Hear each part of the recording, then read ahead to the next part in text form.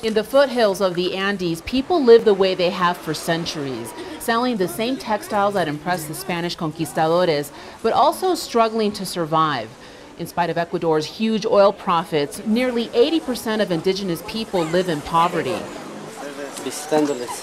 Auki Tituana is like most from the region. He grew up poor in an uneducated family where his father wasn't even allowed to vote.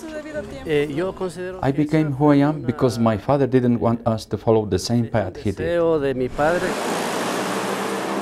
Today, Auki is mayor of Cotacachi. For 500 years, my community has been suppressed and something needed to be changed. His town boasts a literacy rate of 98%, one of the highest in the country, and every citizen has access to free medical care.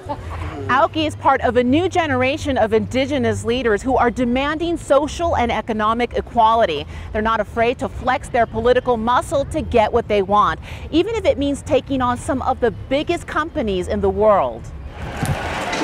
Earlier this year, protests led by indigenous leaders forced the outgoing president to abandon free trade talks with the United States. And again in March, protests over what demonstrators believe to be unfair distribution of oil revenues forced Occidental Oil, one of the largest U.S. oil companies, to pack up and leave. Both instances illustrate the power of how indigenous groups are shaping the national agenda. Although Auki is still unsure of who he'll vote for in Sunday's presidential elections, he hopes the winner will join him in solving the problems of Ecuador's indigenous communities.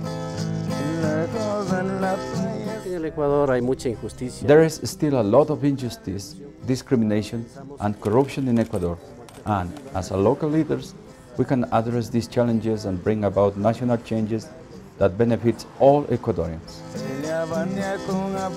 Vivian Hurtado, Al Jazeera, Ecuador.